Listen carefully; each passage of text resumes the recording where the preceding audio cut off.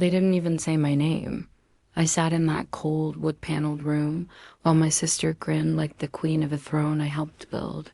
The lawyer listed it all. The mansions, the private jet shares, the beach properties, the $10 million in cash. All of it handed to her like a thank you gift for being the favorite, and me, they left me a sentence. One single sentence. We trust Alira will take pride in earning her own success. That was their legacy for me after 30 years of loyalty, after working night shifts to pay off their debts, after sacrificing my 20s to take care of them while my sister chased. Luxury, they didn't cut me out, they humiliated me, but what they didn't know is that I was already building something they couldn't buy. And when I came back, I didn't ask for a revenge. I wrote their names on the list and made sure they would never be remembered. The rain hadn't stopped all morning. It wasn't dramatic, just steady and cold, like the sky itself couldn't be bothered to cry anymore. I watched it blur the black-tinted windows of the Bentley as it pulled up in front of Delaney and Associates, the same law firm my father used for every contract. Trust and silence agreement in his empire. My hands were cold, even inside my cup. Not nervous, no, that feeling had been burned out years ago. This was different. This was the last flicker of stupid hope I had no business still carrying. Maybe they'd left me something. Maybe after all the fights, all the sacrifices, all the years I spent holding their collapsing world together while Leona partied in Dubai, maybe they saw me. Maybe this was the moment they finally said, "We were hard on you, but it was because you were strong." I stepped inside, heels echoing. On the marble floor, the receptionist gave a polite smile but avoided eye contact. That was my first clue. The second was Leona, already sitting in the oak-paneled conference room, flawless as ever, one leg crossed over the other, latte in hand, dressed like she was heading to a Vogue interview. She looked up at me with the same smirk she used when we were kids and she got away with stealing from Mom's purse. "Nice coat," she said, voice dipped in sarcasm. "Still doing the minimalist look, huh?" I didn't answer. I just sat down across from her. The table between us looked like it belonged in a war room. Maybe it did. Mr. Delaney entered, briefcase in hand, expression unreadable. He was the kind of man who delivered devastating news with a gentle voice and no eye contact. He cleared his throat, opened the file, and said, "According to the final wishes of Charles and Miriam Holloway, the estate is to be divided as follows." I straightened in my chair. This was it, to Leona Holloway.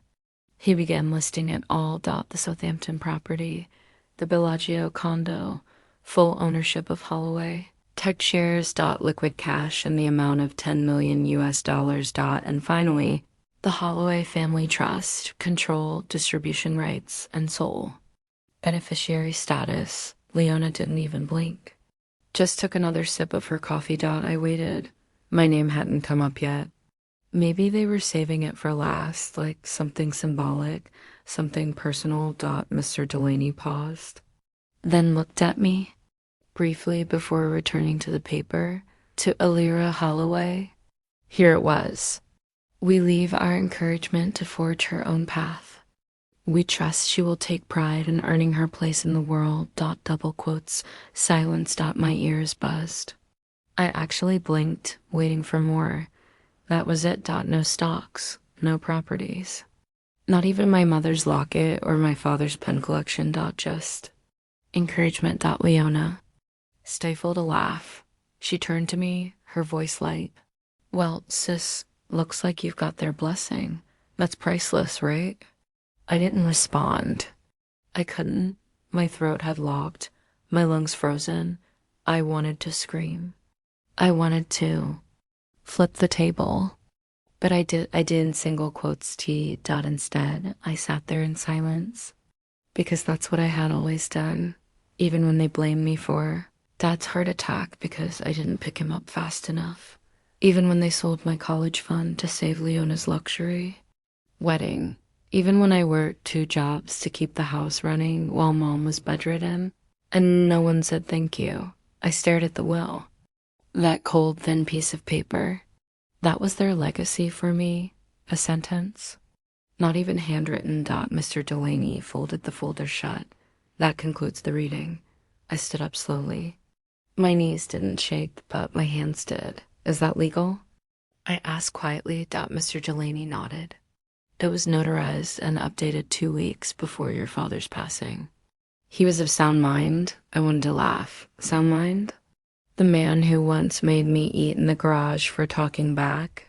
Sure, I turned to Leona, whose smile now dripped with cruelty. Don't take it personally, she said, standing up. You always said you didn't care about money. No, I said, surprising even myself. My voice was steady, cold. I said I didn't want yours. There's a difference. Her smile faltered for a split second. I walked out without another word. Outside, the rain was still falling, a slow, rhythmic tap on the pavement. My shoes splashed through it as I kept walking. I didn't call a cab.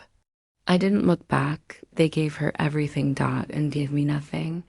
But what they didn't know was that I would turn nothing into something they couldn't even measure. Wasn't angry anymore. I was awake, and I was done begging for scraps from a table I built. They say the will just confirmed what I already knew, that it shouldn't have been a surprise. But that's the thing about hope. It doesn't die with logic. It dies with proof. And that day, I finally had proof, because deep down, I'd known. Since I was 6, I remember the first time I realized love in our house had rules. It was a Friday night. Dad had just come home from a business trip, and Leona, only a year older than me, had made him a glitter-covered card that said, "Welcome home, Daddy." She handed it to him like she was presenting a gift to a king. He laughed, picked her up, spun her around, kissed her on the cheek. I had made one too. Mine had no glitter, but I spent 2 hours writing a poem in my clumsy handwriting. I handed it to him quietly.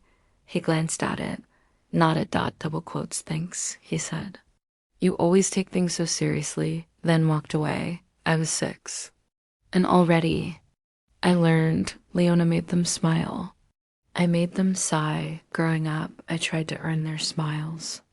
If I couldn't be adored, maybe I could be respected. I brought home straight A's. Leona barely passed math, but when she got a C+, they threw her.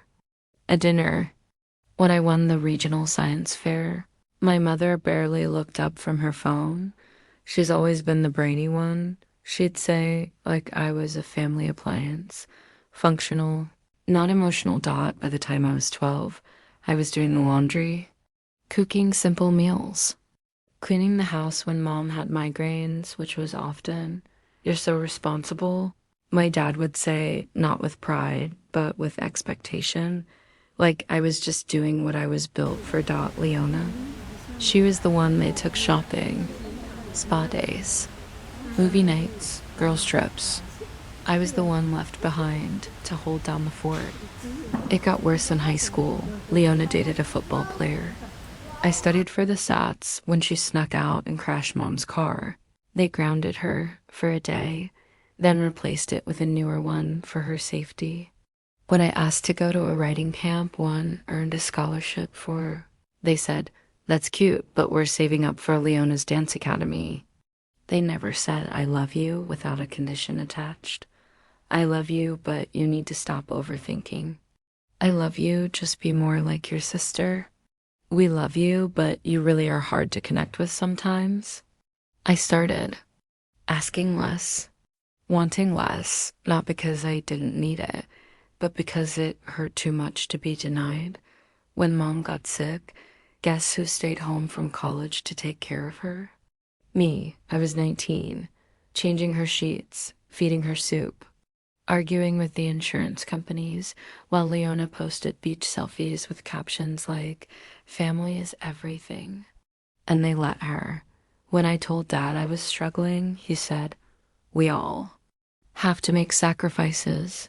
But only one of us ever did. And yet I kept thinking, Maybe if I do more dot, maybe if I pay off their debt, maybe if I remember every birthday, cook every meal, clean every wound, they'll finally look at me like I'm more than the housekeeper with their last name. But no matter what I did, Leona was always the daughter they introduced at events. I was always. Oh, and this is our other one, the worst part. I became proud of my invisibility. I told myself I didn't need validation. That love earned was stronger than love given, but that's a lie people like me tell ourselves to survive. What I really wanted was to hear, greater than you matter, you're enough. We were wrong. What I got was, greater than you're so independent, you'll figure it out. They built Leona up like she was the brand. I was the warranty, even when I started my own small business, scraping together money, staying up till 3 a.m. They never invested. We don't mix family and money, Dad said before sending Leona another wire transfer for her fifth. Failed startup, so no. The will didn't shock me, Dot. It confirmed what every silent birthday, every one-sided hug, every cold glance had whispered to me since childhood. You were never one of us. You were just here to serve, but that's the funny thing about people who are overlooked. We don't stay quiet forever.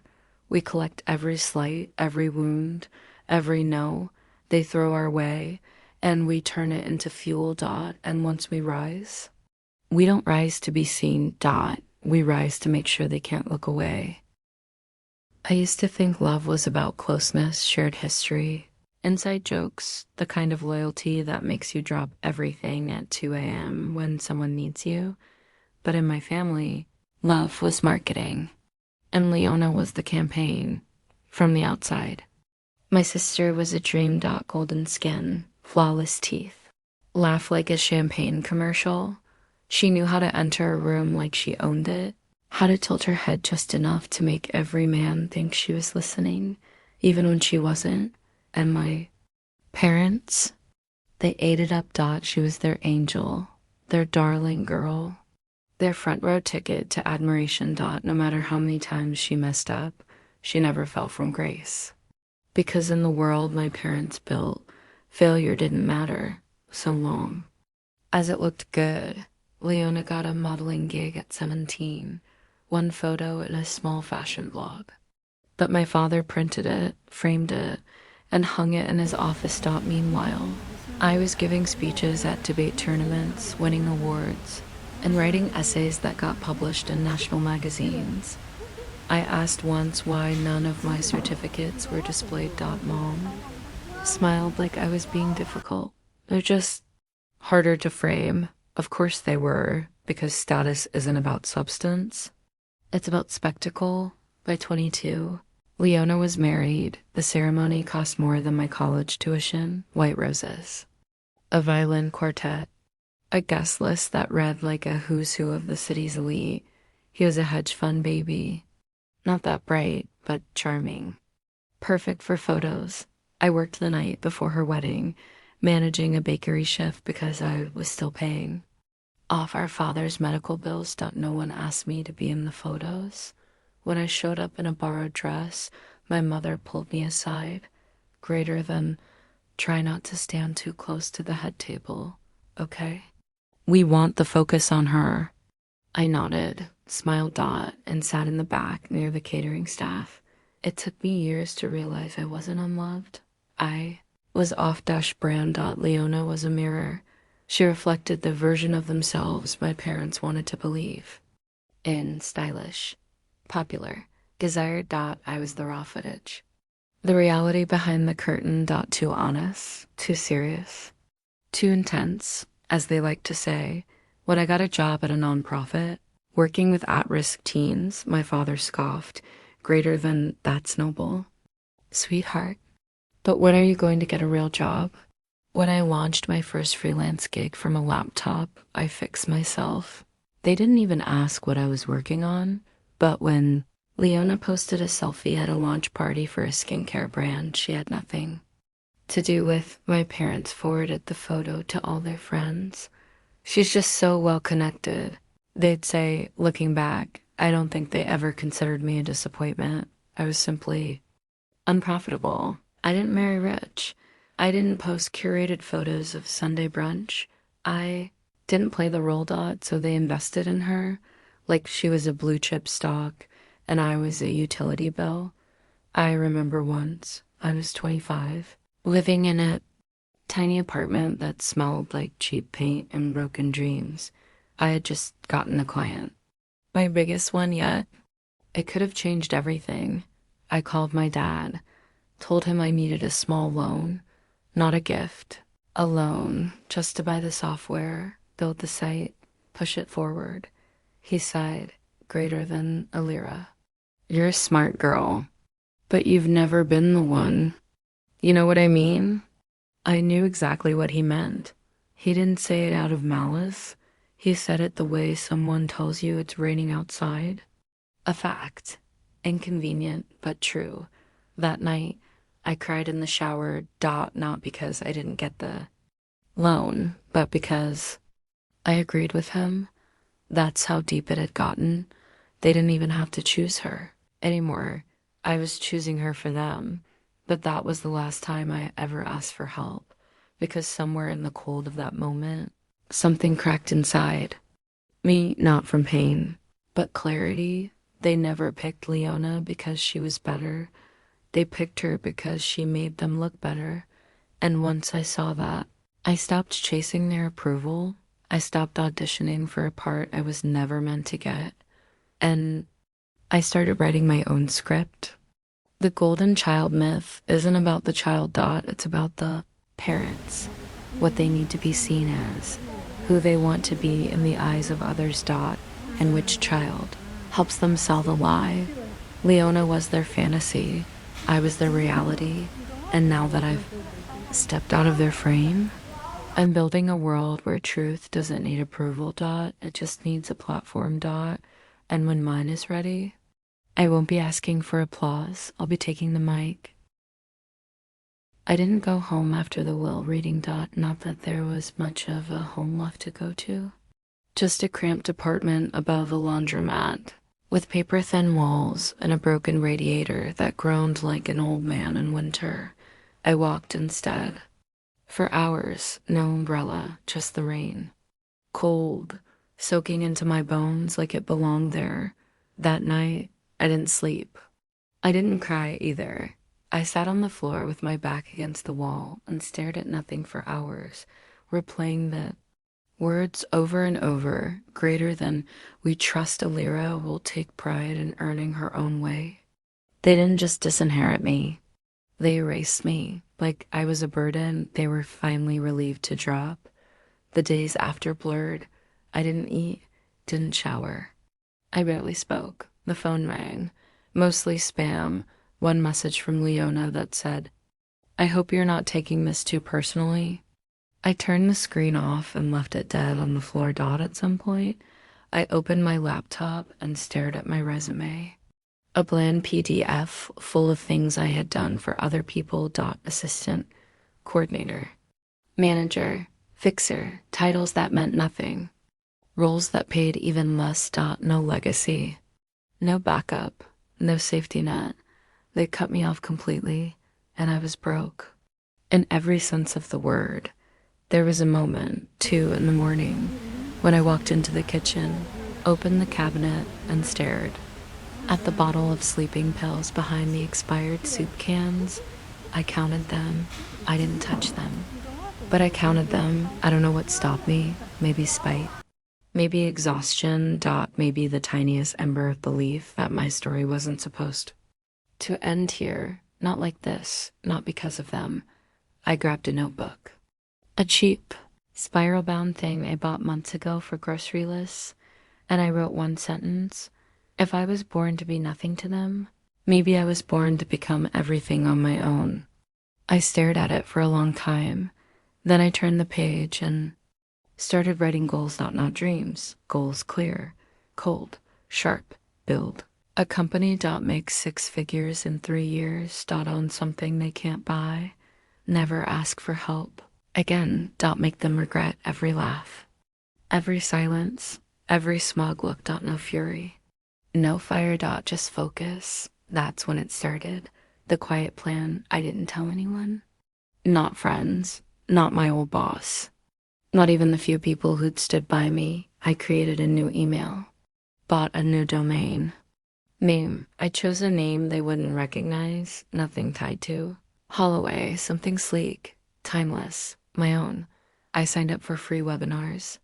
Took business courses at 2 a.m., listened to podcasts while I walked miles to save on bus fare. I sold my TV, cut off streaming services.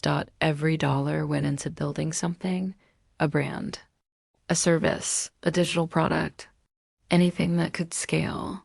I pitched clients during the day and designed. Logos at night. There were failures, embarrassments. One client ghosted me after weeks of unpaid work. Another stole my design, but I kept going because I wasn't building a business. I was building my exit from their narrative. I didn't post about it, didn't try to prove anything on Instagram. I let them think I had disappeared because nothing terrifies the arrogant more than silence. I started filling my walls with sticky notes. Each one with a milestone. Each one with a memory I would one day rewrite. One said, "They left you nothing." Right next to it, "Good, you're free now." I started waking up at 5 a.m., not because hustle culture told me to, but because those were the hours they were asleep. I liked that. I liked knowing. I was grinding in the shadows while they believed I was broken. By year 2, I had clients on 3 continents.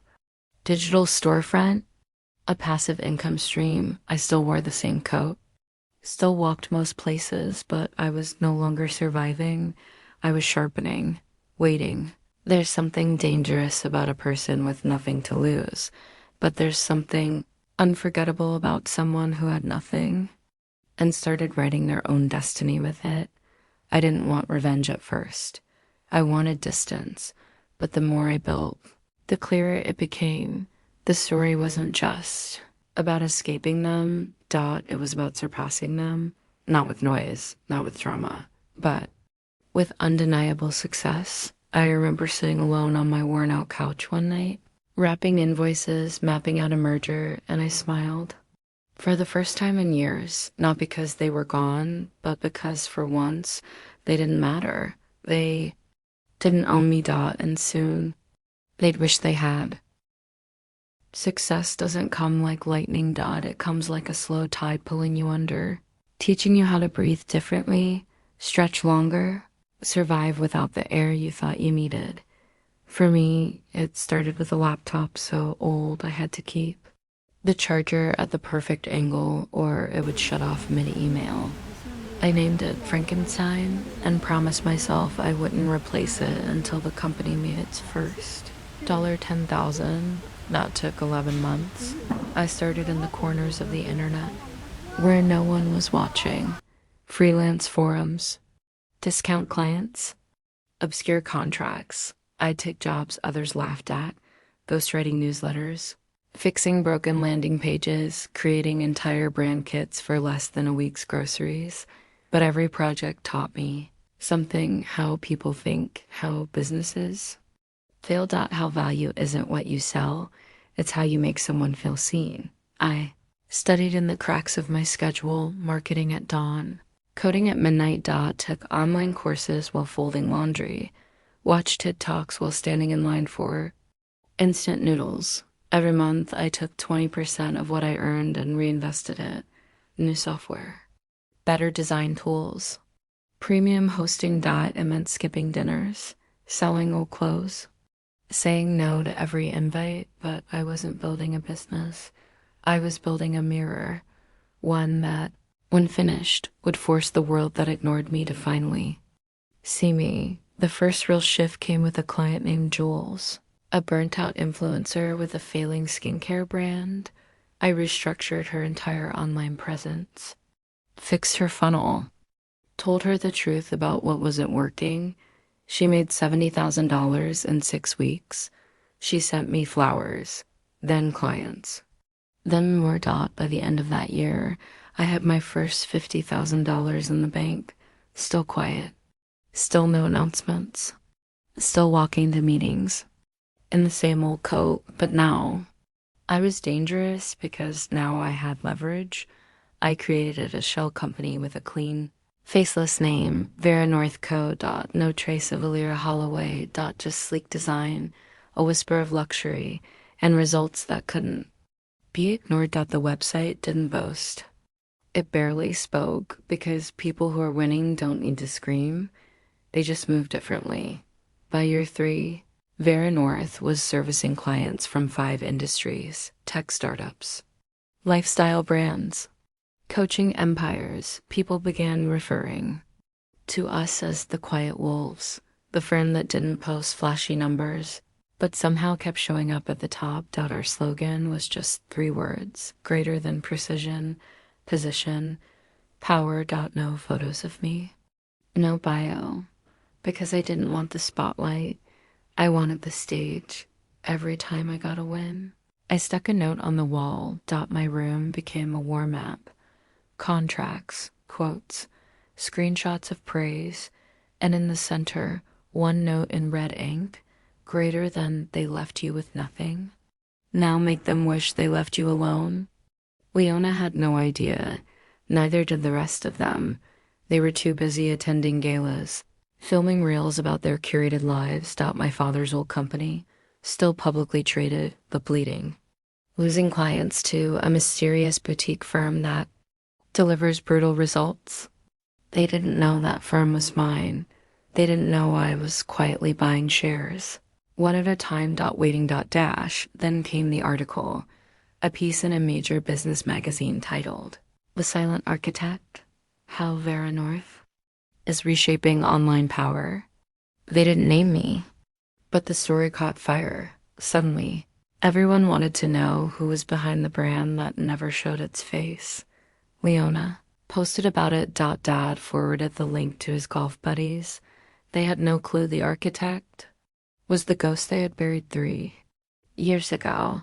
I got a call that week from one of Dad's former partners. "We're restructuring. Thought you might want to sit in on the proposal." "We need fresh blood," I agreed. Quietly, I wore all black. Hair back. No makeup. I walked into that boardroom like I was the assistant delivering coffee. Then they introduced me. "This is Alira Holloway, founder of Vera North." The silence in that room could have cut diamonds. Leona choked on her water. Dad's jaw tightened. He didn't say a word. He didn't need to. His eyes said everything. "How?" I smiled. "Greater than you told me to earn. My own, so I did." That wasn't the moment I took everything. That comes later. This was just me knocking on the door of the house they built with arrogance. I wasn't here to be welcomed in. I was here to own the land beneath it. Because sometimes the best revenge isn't a fight. It's becoming so untouchable. They have to applaud from the sidelines of a kingdom they were never invited into. And I was almost ready. Almost. The building hadn't changed. Same glass facade. Same smug marble logo on the revolving door. Holloway Ventures, my father's crown jewel. The place I'd once vacuumed on weekends for pocket money. The place Leona used to parade through in heels she couldn't walk in, grinning like royalty. I used to think I'd never set foot in it again. Now, I owned it. It had taken me 18 months to orchestrate. I watched from the shadows as their empire bled money. Bad investments, outdated tech, leadership clinging to relevance while younger, faster firms chewed through their market share. And the best part? They never even noticed me. Not when I started buying shares through shell firms. Not when I courted the board members one by one, listening, empathizing, offering silent solutions. Not even when I submitted a buyout proposal under a pseudonym disguised as a merger from a rising digital consultancy. By the time they read the name Vera North on the final paperwork, it was too late. I had 54% control. They had none. The boardroom was exactly how I remembered it. Sterile, Self-important, full of gloss and empty ambition, the meeting had been called under the guise of restructuring. Leona, of course, arrived late, dressed in overpriced beige with a face full of filler and a phone she couldn't stop checking. My father was already seated at the head, flanked by two executives who looked like they hadn't slept in weeks. I entered last. The receptionist did a double. Take. My heels clicked softly against the floor as I crossed the room. Leona's eyes narrowed. Is this a joke? She asked, already annoyed. My father didn't even speak. He just stared, but the CFO, Mr. Brandt, rose from his seat and cleared his throat. Greater than, let's begin. I took my place at the center of the table, not the head, not the side. The center. I unfolded a slim folder and slid it across to my father. Effective as of this morning, I said, voice calm. Vera North now holds 54% ownership of Holloway Ventures. Dead silence. Then Leona laughed. Greater than, you're bluffing. I looked at her. Greater than, no. I'm just delivering the news personally. Mr. Brandt tapped his tablet. Verified. Contract signed. CC filings confirmed. Her smile died. She looked up. Dad, greater than, do something. He didn't move. He was staring at the folder like it might catch fire if he blinked. You. He said finally, voice slow. You bought us out. No, I corrected. I bought you out. I rose, walked slowly to the head of the table. Paused. Then turned to face them both. Greater than, you're both relieved of duty. Effective immediately. Leona stood, face flushing with disbelief. Greater than, you can't fire me. I'm family. Greater than, so was I said. That didn't stop you from leaving me with nothing? She blinked. The tears came fast, mascara dripping. Down her designer cheekbones. My father finally spoke. Greater than, you think this makes you powerful? You'll never have what we built. I leaned forward, voice soft but sharp as glass. Greater than, you built a brand on illusions. I built a company on precision. You burned through investors. I turned whispers into empires. You gave her $10 million and gave me a sentence. I stepped back. Let the silence stretch. Greater than, I turned that sentence into an army. Leona sobbed now, a sound that used to make people rush to comfort her. But no one moved. My father looked down at the folder. Again, the final line that confirmed his irrelevance. I watched the man who once told me I was too cold for leadership. Now speechless in the face of what I'd built, I didn't smile. I didn't smirk. This wasn't revenge. This was justice. Precise. Quiet. Undeniable. I turned to the board. Greater than, you'll receive an official restructuring plan within the hour. My leadership style won't involve press conferences or ego battles. Just results. Then back to them, the two who once ruled everything. Greater than, security will escort you out. I've already cleared your offices. My father stood slowly, still staring at me like he was trying to see through me, like he was waiting for some sign of weakness. But I gave him nothing because he had raised me to be strong. And now he was looking at the consequence of that. Training, Leona mumbled. Something as she walked out, but I didn't hear it. I didn't need to. I watched them leave together, the golden child and the fading king, walking down a hallway that no longer belonged to them.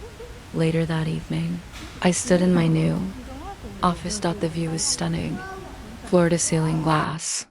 The city glittered like a promise. On the shelf was a framed version of that sentence, the one they left me in the will. Greater than, we trust Alira will take pride in earning her own way. And beneath it, a plaque I had made just for today. Greater than, mission accomplished. They gave her everything. And left me with nothing. So I built something they couldn't touch. And when I came back, I didn't demand a seat at their table. I bought the building. It always begins the same in my mind. That room, that cold, Oak paneled conference room, dot the will, dot the silence. The sentence. We trust Alira will take pride in earning her own way. And I remember how I walked out that day, not angry, not loud, just hollow, like I had never really existed at all. They didn't even have the decency to look me in the eye. When they erased me, dot, not a thank you, not a goodbye, just paper. And silence. I left that room with nothing but the sound of my own footsteps. But here's what they never understood. Sometimes silence isn't surrender. Sometimes silence is strategy. Years later, I stand in that same building, dot, but I don't. Walk in as a daughter hoping to be seen. I walk in as a woman who built an empire from the ashes of their dismissal. This building, I own it now, dot, every beam, every bolt, every floor where I once wasn't welcome, dot. It's not Holloway Ventures anymore. The name has been taken down, the letters removed from the glass facade and replaced with something new. Something mine, the North Foundation, a nonprofit that funds women-led startups, grants for first-gen students, mental health support for caretakers, resources for those who are told, like I was, that they were too much to love but not enough to invest in the same conference room. Now it's called the Earned Room. There's no head of the table, just a round circle. Equal seats, ideas are currency here. Not family names, dot, and every time someone new walks through these doors. Scared, broke, full of doubt, I look at them and say, greater than welcome. I know what it's like to leave with nothing, but trust me, that doesn't mean you have nothing to give. My sister tried to reach out recently, dot. She sent a message that started with, I didn't know things were that bad. I didn't respond because healing doesn't require reopening the wound, dot. It just means not letting it bleed onto your future, dot. My father, he retired. Quietly, dot, the last thing he ever said to me was, you really did it, didn't you? And I said, no, I became it. I don't hate them. I don't need their apology anymore because I realized something they never taught me, greater than. Worth doesn't come from who chooses you, dot. It comes from who you become when they don't.